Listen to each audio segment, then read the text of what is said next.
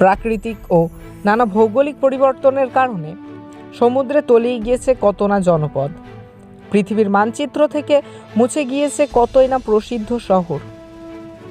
একসময়কার প্রাণ প্রাচুর্যে ভরা সেই শহরগুলির শেষ ঠিকানা হয়েছে ইতিহাসের পাতায়।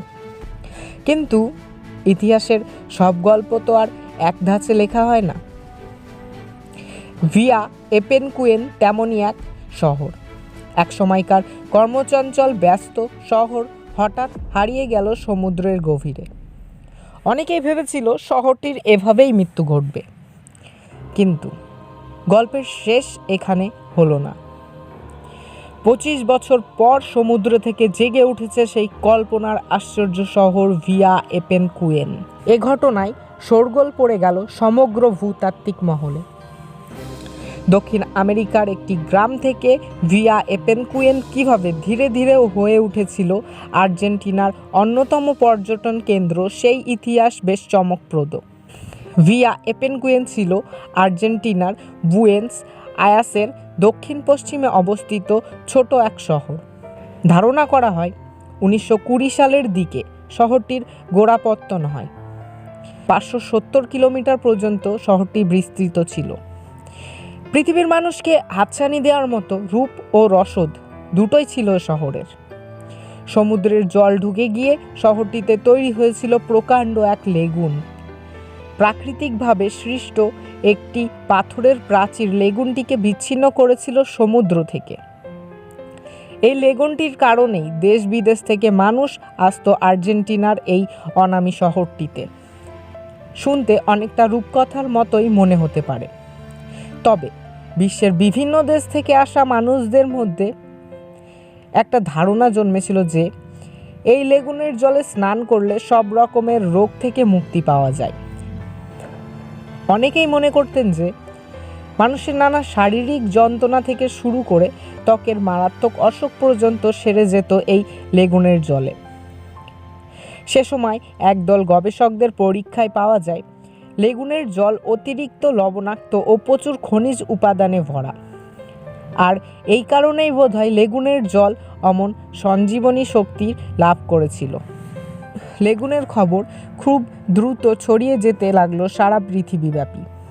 ফলে পর্যটন শহর হিসেবে গড়ে উঠতে ভিয়া এপেনকুয়েনের খুব একটা বেশি সময় লাগেনি। এভাবেই হয়তোবা ভিয়া এপেনকুয়েন হয়ে উঠতে পারত দক্ষিণ আমেরিকার অন্যতম সেরা পর্যটন কেন্দ্র। কিন্তু প্রকৃতি হয়তো তা চাইছিল না। 1985 সালের 14 নভেম্বর শহরটিতে এক বড় ধরনের প্রাকৃতিক বিপর্যয় ঘটে। প্রকৃতি হয়ে উঠল চরম বিক্ষুব্ধ। কিছুদিন ধরেই টানা প্রবল বৃষ্টির তোড়ে লেগুনের জল উপচে উঠতে লাগলো। 33 ফুট পর্যন্ত জলের উচ্চতা বাড়তে থাকে, যাতে শহরটিকে সমুদ্র থেকে রক্ষা করার জন্য তৈরি করা বাঁধ মুহূর্তে জলের তোড়ে ভেসে গেল। সেই দিন পাথরের প্রাচীর ভেঙে সমুদ্র ফুঁসে আসে এপেনকুয়েনের বুকের ভেতর। কেউ কিছু বুঝে ওঠার আগেই জলের নিচে ডুবে যায় গোটা শহর। 1,500 অধিবাসীদের সেই শহর মুহূর্তে অদৃশ্য হয়ে গেল, যা ছিল সকলের কল্পনার বাইরে। 2 সপ্তাহ পর দেখা গেল পুরো শহরটি 3 মিটার জলের নিচে ডুবে আছে। মাটির কোনো অস্তিত্ব কোথাও নেই। প্রায় 25 বছর পর 2009 সালের ঘটনা। 1985 সালে ঘটে যাওয়া মর্মান্তিক ঘটনার পরের অংশটি যেন দেখতে শুরু করে বিশ্ববাসী। অনেকটা প্রাগ ঐতিহাসিক প্রাণীর মতোই অনেক যুগ পর ঘুম ভেঙে এপেনকুয়েন আবারও মাথা তুলে দাঁড়াতে থাকে আকাশের তলায়। ধীরে ধীরে জেগে উঠতে শুরু করে রূপলি রঙের বিষণ্ণ তটরেখা। 25 বছর পর ভিয়া এপেনকুয়েন আবারও পুরোপুরিভাবে জেগে উঠেছে বলা হয়। সাগর যা নেয় তা আবার ফিরিয়ে দেয়। একদা সমুদ্র যাকে গ্রাস করেছিল সেই শহর আবার জেগে উঠতেই পাওয়া যেতে লাগলো চারিদিকে ছড়িয়ে ছিটিয়ে থাকা পুরনো সভ্যতার সব স্মৃতিচিহ্ন। কিছু বাড়ি এখনও টিকে থাকলেও তাতে উজ্জ্বলতা আজ আর নেই। মরচে পড়া ইঞ্জিনের টুকরো থেকে ভাঙাচোরা গির্জার মধ্যে নুনের প্রলেপ মাখানো যিশুর মূর্তিতে জল আর সময় যেন ইচ্ছা করেই দাগ রেখে গিয়েছে। তবে এই ধ্বংসের মধ্যেই এক সময়ের চির বসন্তের দেশ এপেনকুয়েনের বুক চিরে আশ্চর্য স্পষ্ট থেকে গিয়েছে একটি রাস্তা। গল্পের মতো অবিশ্বাস্য এ শহরের শেষ গল্পটিও বেশ রোমাঞ্চকর। অবশ্য গল্পটি শেষ কিনা তা এখনও বলার সময় আসেনি।